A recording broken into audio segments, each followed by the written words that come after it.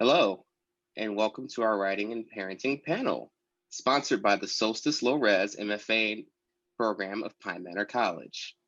I'm Quintin Collins, the program's assistant director, a writer, and a father of one 16-month-old toddler. Before we get started, I have a few housekeeping notes. If you have any persistent technical issues that we should be aware of, please use the chat. Once we reach the Q&A segment of the event from the audience, you can submit your questions via the Q&A icon at the bottom of your screen. And we also have an American Sign Language interpreter with us, Amber. Feel free to pin her video feed as needed. And now I will introduce our panelists. First, we have Nicole Terez Dutton, author of poetry collection If One of Us Should Fall, winner of the 2011 Cave Canem Poetry Prize, the David H. Lynn editor for the Kenyon Review, and Solstice MFA poetry faculty member. Next, we have Brendan Kiley, author of Tradition, The Last True Love Story, and The Gospel of Winter, co-author of All American Boys of Jason Reynolds, recipient of various awards, including a Coretta Scott King Author Award, and Solstice MFA Writing for Young People in Fiction faculty member. And finally, we have David Yoo, author of The Choke Artist, The Detention Club, Stop Me If You've Heard This One Before, and Girls for Breakfast, recipient of various accolades, including a Chicago Best of the Best selection, and Solstice MFA Writing for Young People, Fiction, and Creative Nonfiction faculty member. And as you all probably guessed, they're all parents. So thank you all to our panelists who are here tonight. And speaking of which, the first question I want to give you is to tell us about your families now and what your writing life was like when you first became a parent. So we're going to start with Nicole, then Brendan, then David. I've got two girls. One's a sophomore in college, and also a junior in high school, and then a boy who's 7 and at home. He's being homeschooled right now. And when I became a parent, my writing situation was so decadent and so wonderful. If I wanted to stay up all night and write, I would stay up all night and write. I would just drink extra coffee. It was cool. And I really took time to go back and do everything because I had all the time, and I didn't recognize that was just a luxury at the time. It was just my process. And now it seems like it's very, very different. I know that wasn't your question. I'm just noting, and I'll save space for how it's changed.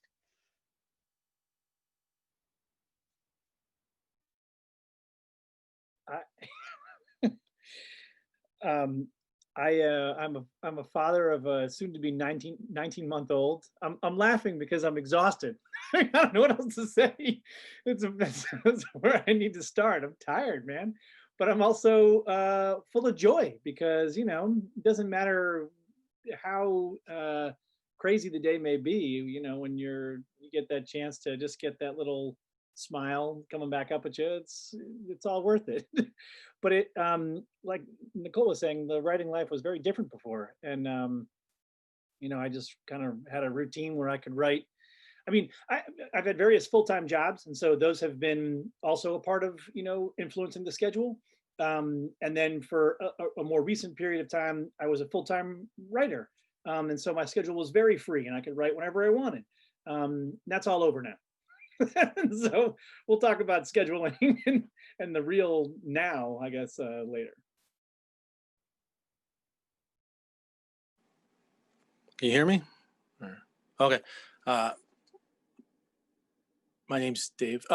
So I have 2 kids, 10-year-old son and an 8-year-old daughter, and they've been home remote learning since March 13th, and we just filled out the form saying that even if we go hybrid, in January, we're gonna stay through June here.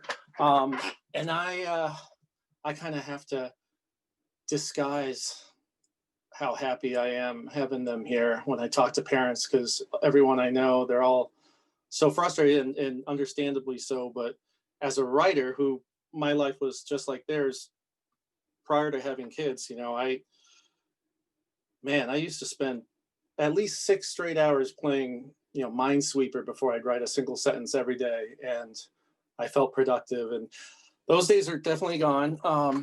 But on the flip side, now instead of talking to, the newscaster during lunch while I'm watching TV, and I now eat with my kids every lunch, and it's amazing. And I'm lucky though that both my kids are. I'll be done in about 17 minutes. This is a quick answer. But my kids are both really doing well with remote learning. So I'm happy. The last thing I'll say, I'm grateful because my daughter has a late birthday, and so even though they're 2 years apart, they're actually 3 years apart in school, and so this was going to be the last year they would be together until she was a freshman in high school and he was a senior. So now they get a whole year and a half to just be with each other every day, and so that's awesome. Otherwise, this is it's a terrible life, but okay, let's move on. Thank you all. It's funny, you're reminding me now, with my daughter being her current age. When she was first born, I just started this job at Solstice, actually a week before she was born, because she was born a month early. So I started a new job and became a dad, very, very close time together. But the writing life back then was so interesting and so normal because I had so much time because she couldn't do anything. She just kind of sat there and cried a little bit. And it's like, you fed her and you let her go to sleep. And then, I got so much done. And now it's, we've hit the taking off the diaper all the time period, and it's really changed how things are. And I think that the pandemic has really also really enlightened me to those changes as they're happening, more so than I probably would have seen had I been, in the office as much as I had been before. So that's actually my next question is, and whoever wants to start can go ahead, is how has the pandemic changed things with your writing and parenting balance?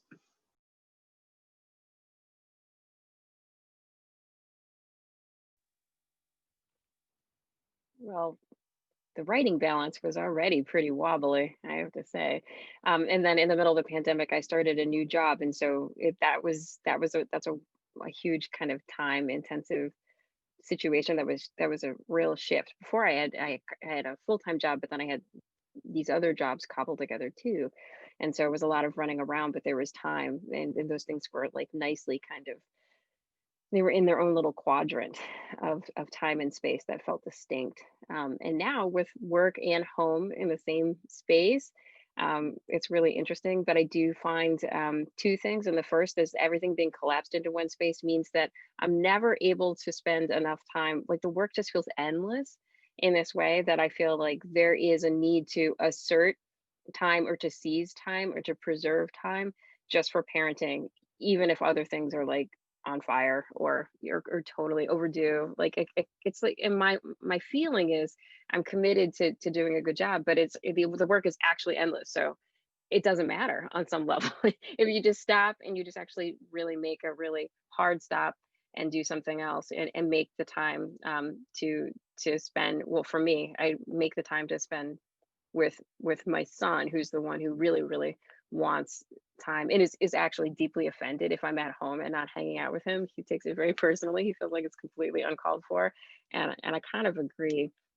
And so that's what I've been trying to do, is to take that time. And I realize also that with the writing, it's the same kind of thing. It's a commitment that has to be adhered to, or I have to give myself to that in spite of everything else that feels incredibly urgent and pressing and necessary. So there's that time. So for me right now, that time is at 4 a.m, is when there's no one pulling at me, there's nowhere to go, there's nowhere to be. So from 4 to 7, I can think my thoughts and make my notes and write. And then 7, I start working my job. And then that also means that I can do what David's doing. I can have the lunch, which is everything, and make those, like, just stop whatever I'm doing and make that time for my son, it feels like winning. It feels really great to have that, to do that.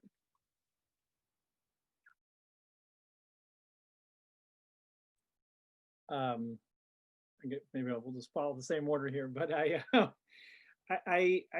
appreciate that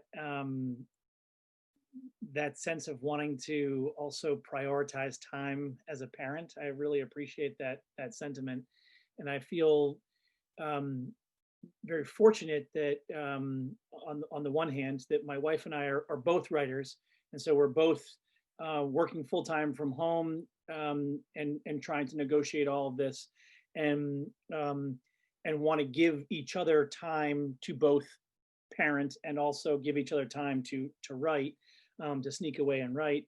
And I think there's just a lot of value in our household in being really particular about that kind of scheduling, so that, like, just like it, when I used to teach full time and I had to rotate, I used to teach high school full time, and we had a 6-day rotating schedule, and classes would shift, from morning to afternoon, and it seemed like a complicated thing, but once you actually had a schedule in front of you, you could really follow it pretty easily. And likewise, I think with the family and writing life and balancing all these things, having a schedule, so Jesse is working and writing in the mornings on Monday, Wednesday, and Friday, and I'm working in the afternoons those days, and I have like maybe a longer stretch on Tuesday, or she's a longer stretch on Thursday. Like, being really balanced, like color coding our calendar so it looks like these notes over here is now really helpful, and it reminds me of what it was like when I was trying to fit writing into my life for the first time, when I know this is related to the pandemic, but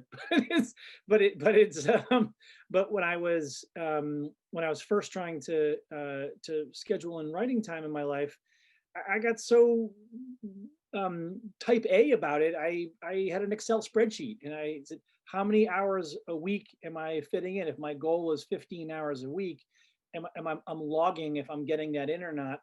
And likewise, back then I was fitting in my catering hours, and I was fitting in also exercise hours on this silly thing, and also reading hours, because as people have been reminding me, and I've been listening to lately, reading is also our work as writers, and we have to build in time for that somehow. It may not be what it used to be, and the pandemic may be forcing us to feel the squeeze at home a lot more. But I feel like if we have a schedule and we stick to it, it's better for everybody, including our children, who then, like, they kind of get used to the rhythm too, just like the students that I was talking about before in high school did.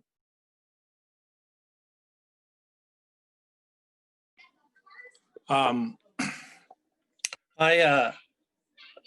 writing life hasn't actually changed too much since the pandemic hit, because I've always, for me, the only time I have quiet is at night anyway, and so my wife goes to sleep early, and I usually work from 10:30 till 2, and then I hit REM around 4, right when Nicole's starting to work.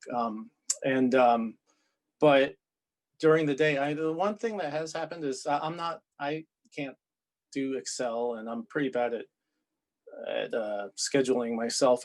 But my 2 kids, since they're in different grades, the one negative, but it's been a positive for me, is for 7 straight hours, Monday through Friday, every 25 minutes, one of them has a break of some sort of, a screen break or a lunch, or they have different lunches. My daughter's lunch is at 10:30 in the morning, which makes no sense to me. But so I make 3 different lunches a day, every day for the last 9 months. But or not including summer. But what that's done is I now have these 25-minute chunks, like 10 of them a day or whatever.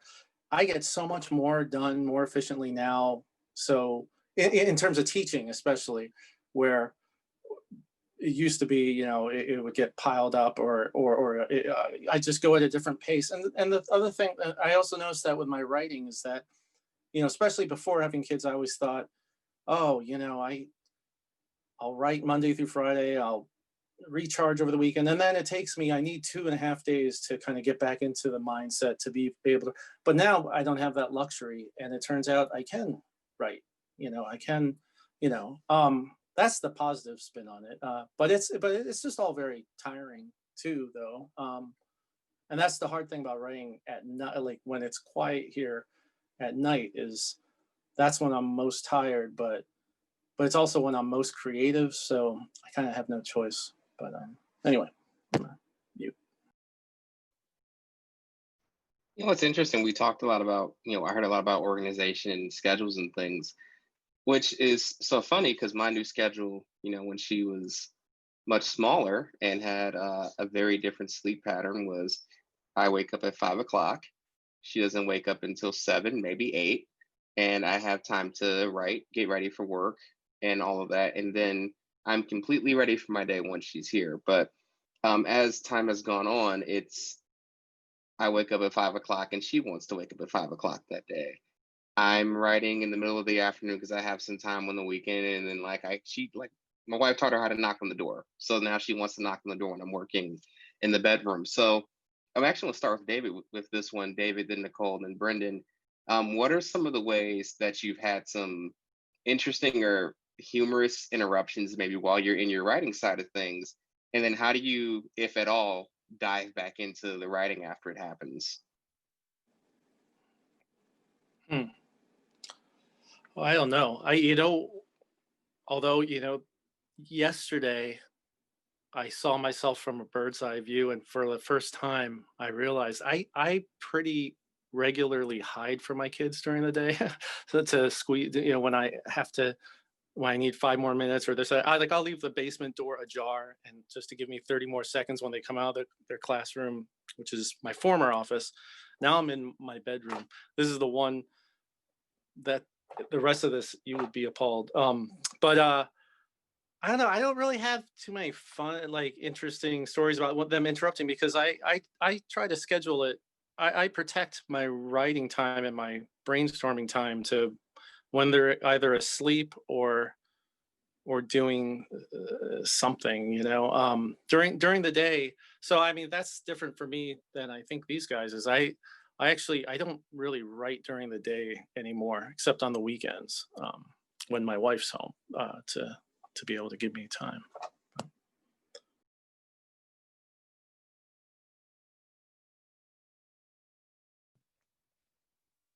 Yeah, I feel I similarly am I tend to find time to work when folks are sleeping, because folks are sleeping, because I feel like that energetic um schedule for me. I'm also really tired when I have time to myself, and it seems pretty rare. And I feel like when I'm really tired, I can't actually afford distraction at all. Like I just can't get it back. Like if there's a thread of something I'm working on, and I get disrupted, it's gone. So I feel like that has consequently pushed that writing time to spaces where it is deep in the night and where people are actually really asleep, so that I can do something. I will also say that part of I fold it in, like I get up at 4, I just wake up at 4, but I'm often really too tired to start writing. And so that's a nice time to start with reading. And I've really enjoyed that too. And I agree with you, Brendan. Like that's part of the work, but it's a part of the work that I enjoy and I don't often otherwise get to have. So that's part of the practice, and easing into things, and then and being inspired, and then beginning my work. Yeah, I agree. I feel like with regard to interruptions or beginning the workday, I feel like reading is a way to sort of quiet the mind in some way, to get ready to do the other part of the work. It's inspiration. It's also because I'm a crazy competitive person. I'm like, oh, this person's doing this, so I got to try this, and reading it just becomes, I don't know, active. But I appreciate the question about interruptions, because I think particularly right now with the pandemic, and at least the way that our life was organized before, both Jesse and I had outlets to go write somewhere else, whether she would go write at the New York Public Library, and I had an opportunity to write in a small space on Governor's Island. We live in New York City, and those things are no longer available, and so everything's at home, and the interruptions are even if it's not knocking on the door and coming in.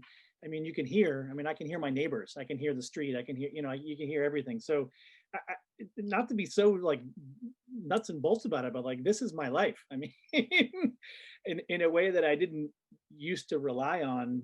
I do now. I mean, I feel like I write to Mozart now all the time. It's just playing in the background on the computer while I'm working. And it seems kind of strange, but not unlike the reading that, you know, we were just talking about, or I was alluding to, as a way to get into the frame of mind. I play the same exact 2 bits of music every single time on repeat. And now I feel a little bit like it's this Pavlovian thing where it's like, oh, no, no, no, no, no, no, no, no. And now I get to go back in. And it's a weird trick, but I feel like it's been a way for me to deal with staying in the mindset, no matter how the interruptions come and go, because they're going to keep coming and going all the time. We have other family pressures right now too, with an older generation that we're also caring for, and health issues, etc. And you know, the phone has to be ready and active, and I have to be able to answer texts and answer calls immediately because people really need us. And so interruptions are going to happen. So I need these tricks to get back into, like David was saying, if I have 25 minutes right now, then, you know, Mozart, get me into it. Yeah, Brendan, I think that's a solid piece of advice. Thinking about how we replace the physical space where we remove ourselves to write. So before I started working at Solstice, I would go to a coffee shop in downtown Boston before work all the time.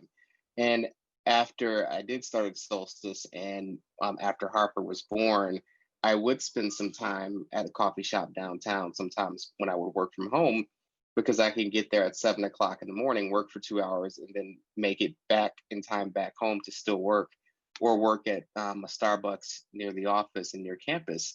And, you know, I haven't done that in so long. You know, it was weird the day I looked at my punch card in my wallet and I was like, I haven't gotten a coffee at a coffee shop in, you know, God knows how long, and I haven't sat and, you know, written somewhere. And I think that's, you know, such a great piece of advice of how you can kind of mimic that idea of entering a different space with something like sound. And I think we've talked a bit now about, you know, how we organize and how we're structuring that balance in terms of when we write versus when we're being a parent. But what are some of the ways that being a parent has entered your writing itself?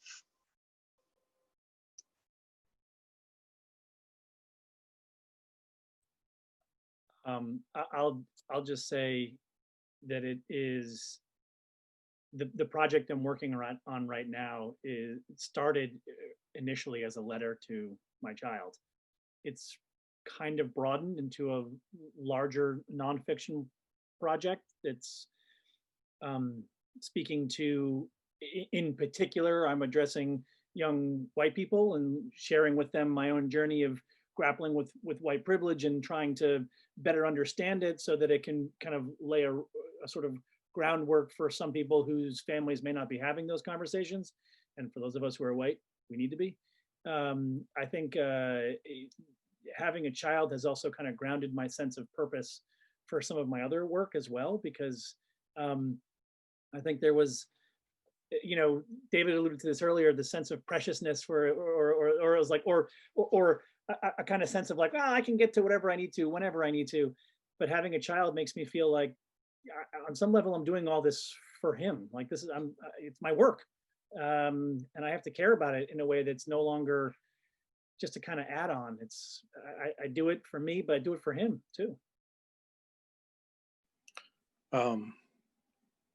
Yeah, you have to email or text me those 2 bits of music you listen to. I want to try that.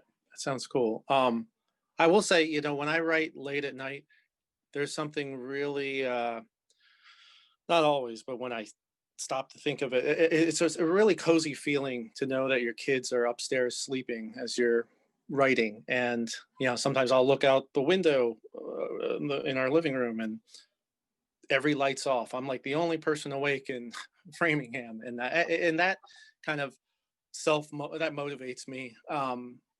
You know, Brendan was talking about being competitive and all this. I definitely, I like to give myself little pep talks when I do write late at night. I'm like, oh, you know, this is when I'm making up ground because I always feel like I'm behind and stuff. But I don't even remember the question. What was writing? Wait, how does being a parent impact your writing? Well, I will say the novel I've been working on for, at this point, well, technically like 5 years. I feel like I'm almost close to 6 years away from finishing. But it started out as one thing, but in the last 2 or 3 years, it's become largely about being a dad and being a parent. And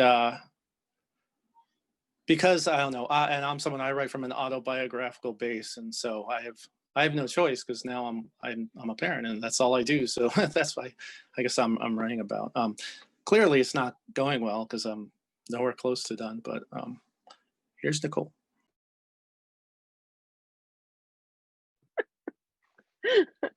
I do think, I don't know, you know, I do think that parenting enters in, it's just the perspective that it's the frame I'm in, and it's every moment of every day, and just being worthy of these great people who, you know, it's such, to me, it's just such a blessing and such a gift to have them and to get to watch them grow. I mean, it's outrageous to me. It's just a privilege. And I do feel like, you know, I feel in a different way than I perhaps did before. Like, wow, I really need to do a good job and do right by these people. And I would say the girls are just so sophisticated and so clear and so good and just so present in a way that I'm just like, wow, I learned so much from them. But I do feel like I look at them and I look at the way they conduct themselves and the path that they have navigated for themselves, and I feel like I want to, you know, I want to make things that are useful to them and that might help them in as much as I can. They're already so, you know, they're amazing, and but I like to think of what I could do that might guide their way, and or what I could what kind of practice I could have personally that might be useful for them or comforting for them. And in case they don't read the work, I feel like the work is just one part of the work. The work that's on the page is just one part of, you know, like how you're living and how you're interacting with someone, and the way that you're open to learning and moving and growing. And that's the kind of thing that I want to be doing a good job, so they see that all the time. And then my little guy, just like, you know, he's real familiar to me in terms of my own experience. And I just, you know, he's really he's alert. I know this is, every parent knows this, like they've got you down, like they they don't miss anything.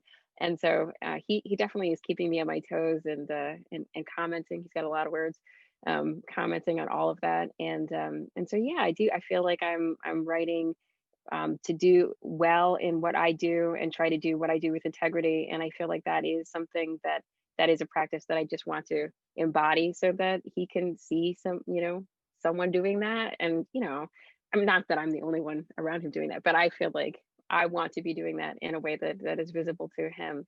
And then I do feel that the work itself, directly or indirectly, almost always maps to them, and I would say to my parents and to my teachers. I just feel like I just want to do as good a job as I can do all the time, and that these people who are this like constellation of people who are everything, I just want to do right by them. And so I think that's in the work and in the back of my mind always. I think that's a big piece of it. I mean, I don't know. I didn't consciously tell myself I wasn't going to do this, but I've been working on the second book since the end of 2018, I think. And I got to a point where I was like, all right, I'm going to be a dad, and I am not going to try to write dad poems. You know, I'm going to, that they happen, they're going to happen. But I just had this like thought, like, don't try to write dad poems. And then lo and behold, I had come to understand as we hit our current cycle of, you know, societal and political unrest, that I couldn't not have her in this book. There's a reason why these poems have to be in there, because there's just so much that happened with her being born into this moment, and this moment continuing as it is now. What that means for me, and what that's eventually going to mean for her. I mean, I hope that someday she likes reading poems. That'd be cool. If she doesn't, that's fine too. But yeah, I'll be like, hey, like you can kind of get a sense of what was going on when you were here, and like how you were, you know, a different source of energy in a very crazy world. But I think it's just one of those things. Like I'm very quickly understanding that yes, that feeling of like always there, always in the background, no matter what I'm doing, always thinking about everything I'm doing for her. That I'm writing these poems, even if they're not about her, for her, is definitely a big feeling that's there. But now I want to take some time to open it up to the audience. I know I dropped the chat just to let everybody know if you had any questions, you can drop them in the Q&A. But if there are any questions from the audience, you can submit them now.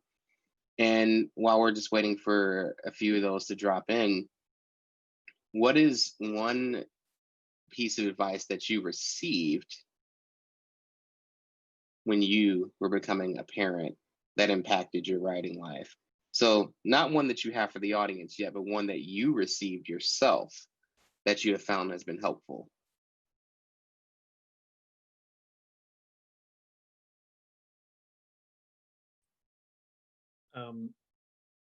I remember talking with you, Nicole, when becoming a parent, and I was just grateful because you, I think, put in perspective this kind of sense of love for your children, your family. That I think put into an amazing context for me. That becoming a parent isn't getting in the way of my work at all. It's at least the way that I kind of heard it is it's a growth of my life. It's an amazing bloom in my life. And for me, I'm forever grateful for our little chat that one winter, because I think it really, it put into perspective a way for me to think a lot about just making room for everything, as opposed to putting the emphasis on being stressed out about is there enough time, but rather reframing it for myself just in terms of making room for it all. And that was liberating, and like I said, forever grateful. I remember that. I remember meeting you and talking with you. Yeah. I think for me, people kept telling me that it goes by so fast. It goes by so fast. People say that about weddings, they say that about babies, it goes by. And I think I did hear that, but what that has meant for me is also that it does go by fast, and there's no, I often have, or I have been guilty of this thinking that things have to be perfect before you can begin something. Like I'll wait, there will be this moment that I'll have the schedule or certain circumstances kind of will arise, and then I will move forward with whatever. And it's just like that's not really a thing to bank on. You can't wait for perfect, like you have right now, and that's pretty good. So you should just get into it. And I feel like that's the way that I've interpreted that advice or that observation. It's been very helpful to me. I can't think of a single like good piece of advice I was ever given from anyone I know. I mean, which probably says a lot about who I hang out with. Like I have countless guy friends who said, oh, first 2 years are incredibly boring. The kids don't get fun until they're like 2, and once they can talk, and like, which is ridiculous. But so instead of that, about 3 years ago, I think this is instead of answering that question, my wife and I read this article, and it was like, it could have been Reader's Digest or something. Not that I've read that since I was a little kid, but it was really corny and stupid, but it was a piece of advice that really struck me. It was just this anecdote where this one part of it was this couple with 2 small kids were at the beach all day, and kids were crying and screaming the whole time, and it was just is this an old, so does everyone know this thing? But I didn't know it. But anyway, as they're leaving after this just agonizing day, they overhear this elderly couple sitting in beach chairs at the edge of the beach saying, "Oh, those were the days," and that's always something that the idea that I don't want to say helps me, but that's what I think of whenever things get kind of hard or loud, as it does here. I try to remind myself that, I'm going to blink and they're not only they're not going to be screaming, they're not going to be talking to me at all. Well, that sounded dark, but anyway, that's the main thing. I really, I didn't get any good advice from friends before, and Nicole never talked to me before I had a kid. I don't know. I must have been in a different part of the faculty lounge that night, but anyway, I'll turn it back. I have to agree with Brendan as far as getting that advice from Nicole during one of those lunches. This panel was actually based on lunches we have at our residencies where we kind of give some of this same advice to students. And, I've always kind of thought that while in the moment it's always a little frustrating sometimes when an interruption happens and you lose the thread, that that thread may not come back, but a better one will show up, or a different one. And that can happen. That can come around again. I'm a creative thinker. I can make that happen again. But my daughter only has one life, and I only have one as well. And even if there are any other kids down the line, I only get to experience this period of her life, one time. So for me, that's always going to be more important and more interesting. And I think that somewhat leads to one of our first questions here. So this question is, do you ever resent your writing getting in the way of being a parent? And how do you overcome that feeling?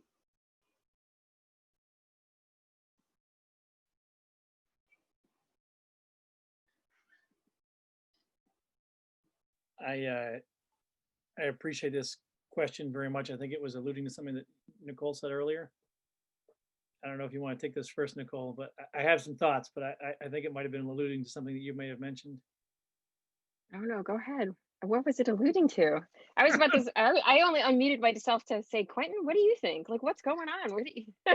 Well, yes, actually, the additional context for this question was that you had touched on this a little in terms of carving out space. Yeah, go ahead, Brendan.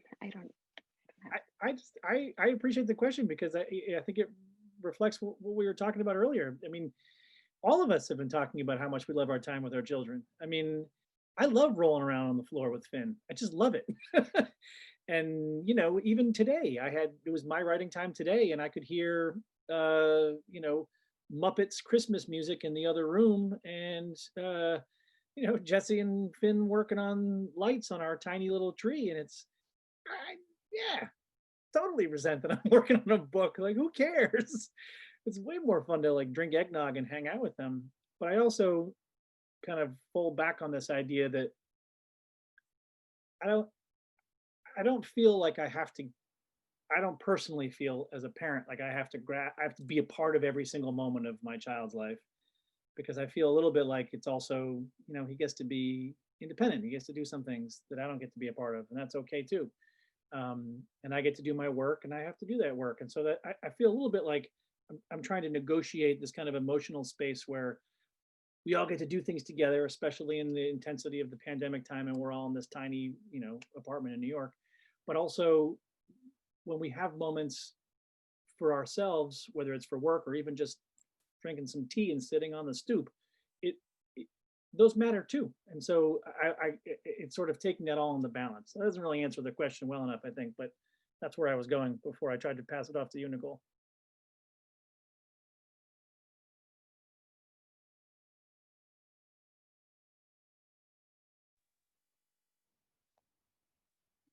Yeah, I don't have anything to add to that. I except to just agree. I second. I'm really, and also David, I'm totally delighted that everybody's home all the time. Like, I think there's sometimes, of course, like, I'd rather be doing other things, but I do think there's a balance, and I do think there's a rhythm, and there's also, there's a benefit to having someone else step in or do things, or and you think like these folks are getting so much from everyone they encounter, so there's a real richness in letting that other person or letting those other people spend time and have those experiences. Those are really valuable. Like, I can tell right now, my son has all these video chats and play dates Like right now, his phone, his iPad is connected to my phone, and it's like all day long. I'm at my desk and I can just see him. He's calling my mom, he's calling his friends, he's calling all of my friends. Like they have, rich social lives with him. I talk to them occasionally. They talk to him all the time. But then he kind of has the benefit of just, they're all teaching him different things, and he has different relationships with all of these other people who are. I think it's kind of wonderful. So I would agree. I don't need to be a part of everything, but it's nice that there's a rich circle of folks who love him and will spend time with him and help him grow, and they're delighted, and he has lots of words and opinions for them too, definitely, all the observations. But I think it's a good thing that there's balance.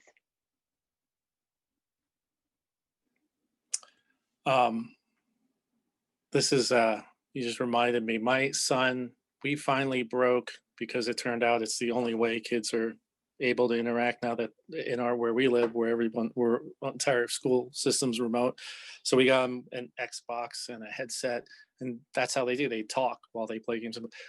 And the thing that I love about it, because I don't remember doing this as a kid, well, although I guess we were but even in person, every 4 minutes, one of them, my son or his 3 friends he's on with, will say, "I'll be right back. I have to go poop," or something.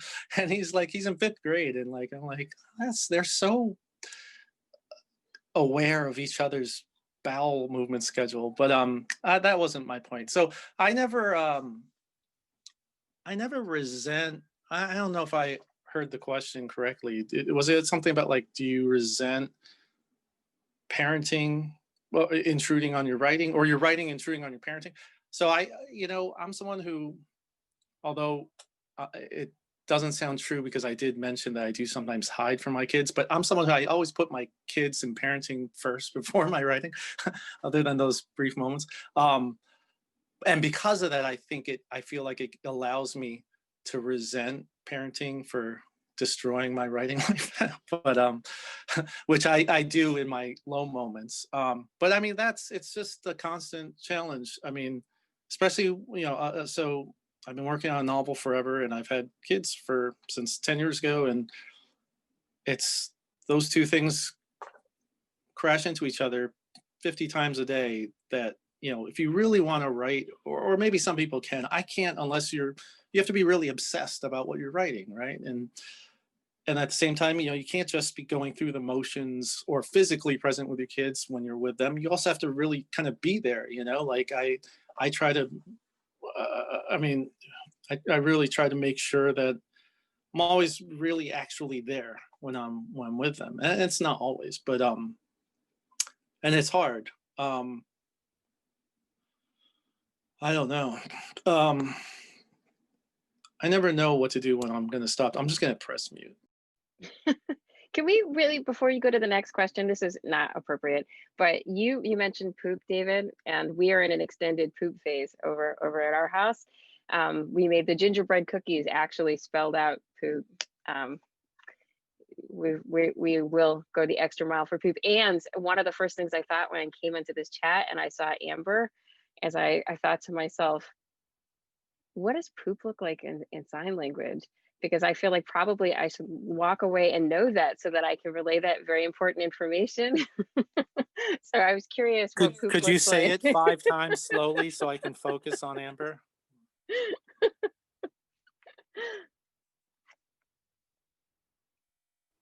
I think that's a fair point to mention.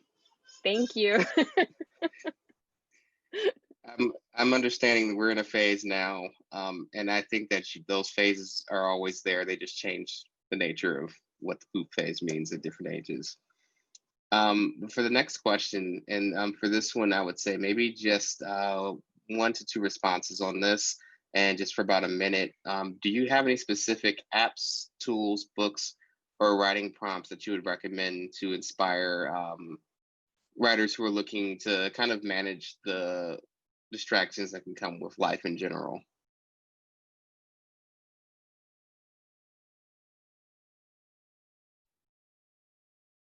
The YouTube channel Morning Care.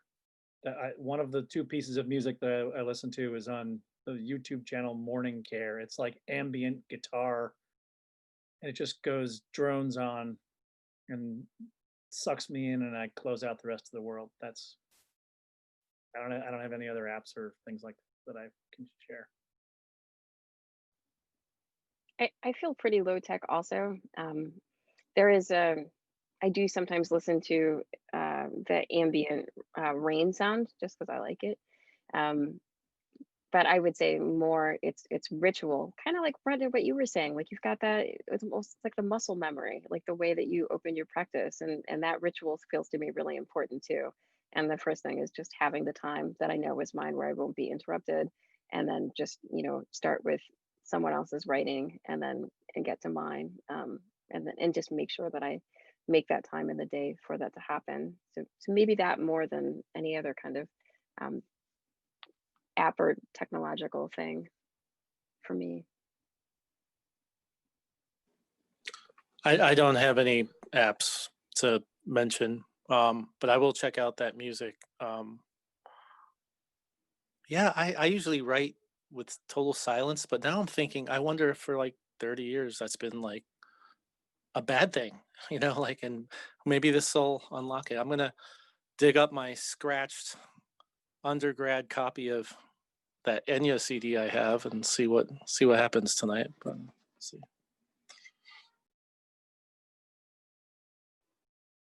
Yeah, I think for me it's calendar, any kind of calendar app, and making sure that I leave in enough space where things can move around. I don't want to schedule things wall to wall when it's involved with creative work, because if something does get disrupted, I know that I have some flexibility. I know David spoke about the breaks earlier with his kids, and I think that's great because there's points where I know I'm not supposed to be doing the work, and that allows me to kind of break it up and not feel bad if something happens that, okay, I had 8 hours of work planned and I had 10 interruptions that all took out 4 hours worth of work. Whereas if I'm only scheduling myself 4 hours worth of work with an hour break in between, it really helps with the flexibility. So I think using a calendar app can be pretty useful. And so now to our next question. The question is essentially, seemingly, we are all established writers, and then we had children after being established writers. But what advice do we have for someone who is already a parent who wants to start their writing life and trying to begin that in the midst of parenting?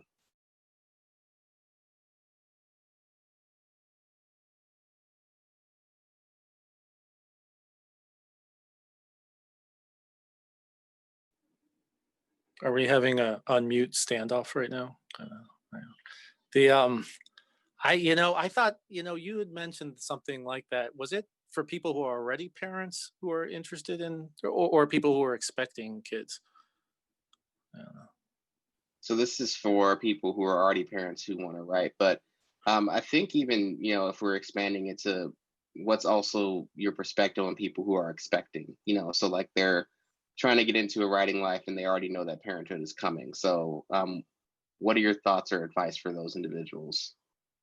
And I guess we'll start with Brendan after David and then Nicole. That wording messed me up. Does that mean I'm talking right now? Okay. What would for me, what's taken a long time to do has been to accept that I have to like not lower my standards, but lower my expectations and like slow down. I don't know. That wasn't what I was going to say. It was something that my kids are, I think, training on the stairs for some reason. The advice I would give is that when I was first becoming a dad, I thought it was going to be an easy transition because I was a writer and because I'm a night owl and someone who I'm sleep deprived to begin with. And psychologically, at first, it kind of did feel like, oh, I'm suited to the things that everyone says happens to you when you become a dad with the lack of sleep or a parent. But it really is, no matter how positive a person you are or how well rested on what you will get depressed, or you'll deal with just a lot of things that you wouldn't have dealt with otherwise. And I just knowing that, for me, I'm someone who, like, I feel it really helps me when I find out other people are mired in the same thing I am.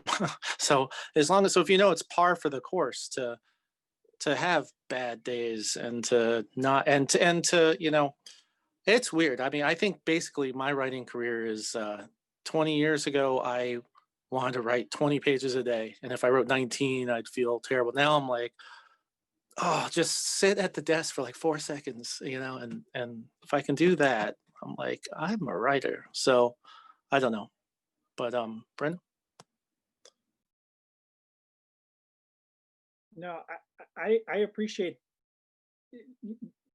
in what I, in what I hear about that kind of, that struggle, and hearing others struggling and say, oh, that's par for the course. And also the shifts in expectation. I too feel, I really appreciate that, David, because I too feel that all the time. And I think I had, the first time I applied to an MFA program, I asked a writer that I was in a workshop with to write a recommendation letter, and he said Brendan's ambitions outsize his talent. So I didn't get into any MFA programs that year, but maybe he was speaking the truth. It was a nice lesson to, like, hey, curtail your ambitions, bud. but not really. I think in some sense it is important to think a little bit about why I'm doing what I'm doing. And I remember a couple of years ago, I had to remember, like, why did I fall in love with reading in the first place? Why did I fall in love with writing in the first place? And I think that sort of sets a lot of career stuff aside. I remember in an introduction to a collection of Richard Yates' short stories that I really used to love, the writer Richard Rousseau spoke about how we juggle all these jobs. And very few of us are only writers. And even today, while I'm grateful to have had the books that I've had published, I'm still juggling with, other sources of income, et cetera, that are a part of my life. So in response to this sort of the notion of getting started while already being a parent, or getting started while expecting a child, et cetera, I think the nature of juggling is a part of our lives as writers, wherever we are and however we are in our career. And as another writer I heard once say that if you really want to be a writer, you have to be comfortable being in the middle of things. Because more often than not, you're not at the beginning of a project, you're not at the beginning of a career, you're not at the end of a project, you're not at the end of your career, you're in the middle. And I sort of take heart in that I'm always in the messy middle, and it's weird. I get depressed sometimes too, David. I just feel like, why this sucks? Why didn't I become a hedge funder? They make money, actually. Like, well, one, because I can't do math, but the being in the middle, I find comfort in that. And I think for folks who are, getting started now while juggling and already doing the amazing task of being a parent, you're already comfortable in being in the middle because you're in the middle of things right now. Yeah, I would agree with that. And also I would add that it might be, well, two things. And the first is that I feel like these are different. I feel like this question is gendered, and I feel like the experience of being mom is probably really different from being a dad. And I feel like the required mommy they just don't even look, they just don't even seem at all the same as for daddy. Both are really kind of energizing and wonderful, and also depleting. But I feel like there's a different kind of ask for mommy, and I feel like it also it lasts for a different amount of time, and maybe the intensity of it is different. Or maybe that's just my experience. I probably shouldn't just put that on the world. But that's one thing that it occurs to me as I hear people talking. And the other thing that I wanted to say is it's been useful to me, or I find I'm always kind of in this inner argument or trying to tell myself or remind myself really to let go of my sense of how things are supposed to be and what things are supposed to look like. You know, you're supposed to be at this point, you're supposed to have done this, you're supposed to, you know, like, you are where you are. You know, if you want to get started, start. And you're it is, everyone is just running their own race, and that's fine. You're not, it's going to be a different experience for everybody. And I think that you may do yourself a disservice or cause yourself unnecessary unhappiness by thinking that it's, again, that it's supposed to be a certain way, and it's that there's some kind of prescriptive way to approach it. And I think everyone has to do the same work. Everyone has to figure out what that is and what the thing is they're trying to write and the language to build it in. And there's no shortcut. And I think that it just does not, there's no one way to get it done, except to do it. So I would say don't wait, just go ahead and get started, and trust that your project of figuring out all of those things and feeling your way and listening to other people and learning and being open is going to be your process to build for yourself. And you know, you can do it if you're hard-headed and committed. Or obsessed, was that what you said, David? I can't remember. Obsessed, all those things. If you're all of those things, I think you can get it done. Thank you all. And we'll just do one more quick question before we wrap. And so this one I think will also be insightful for Brendan and myself as well. So we're going to go Nicole, then David for this question. And this one says that my kids are 5 months old and 3 years old. Is there an age in the future, which I can't see yet, where kids and writing are somehow more manageable together?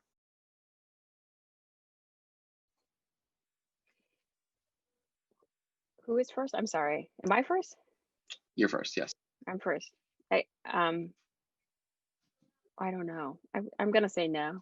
I'm gonna also say that one of the things that my experience seems to indicate to me is that things are always changing all the time. And if you have more than one kid, then those things are changing for those people at different rates and different scales and different ways all the time. And I think it's hard to predict. And it seems to me like maybe it's just that I'm really bad at it in trying to anticipate, but I feel like I haven't been good at figuring out something, the long view of things and how to negotiate. And so I think it's been more effective for me to just kind of try to hang on and try to be present and try to enjoy and try to let go and be flexible when possible.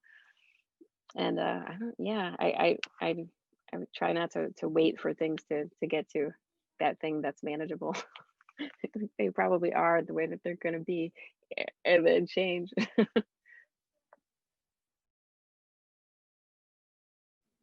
Well, mine are 10 and 8, and it's definitely it's different. But it never gets easier. I don't know.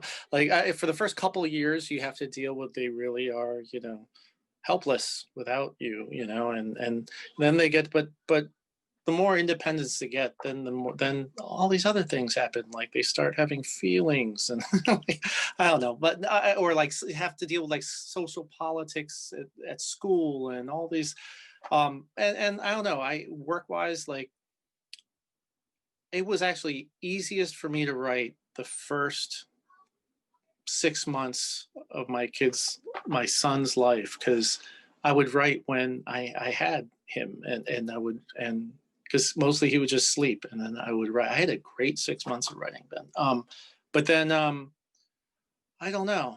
I'm not really answering this question, am I? But because like now they're 10 and 8. Well, right now, the silver lining to being in a pandemic is that in their home is that I'm not carting them around to 90 different things a week.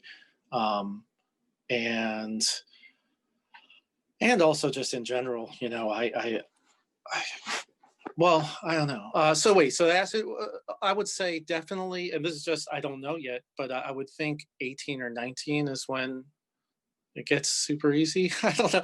I feel like I'm going to my peak is going to be when I become an empty nester, I think, but still a ways away. So. Well, again, thank you to David, Nicole, and Brendan, and to Amber for interpreting for us. Also, big thanks to our intern and fiction student, Megan Leduc, who's been working behind the scenes on Zoom. And thank you all for joining us tonight. This has been great and insightful. I have a lot to look forward to, as David says, for another 18 years, maybe longer. And if you want more information about earning your Master of Fine Arts in Creative Writing with Solstice, you can visit us online at pmc.edu/MFA. Thank you all for joining us again tonight, and take care.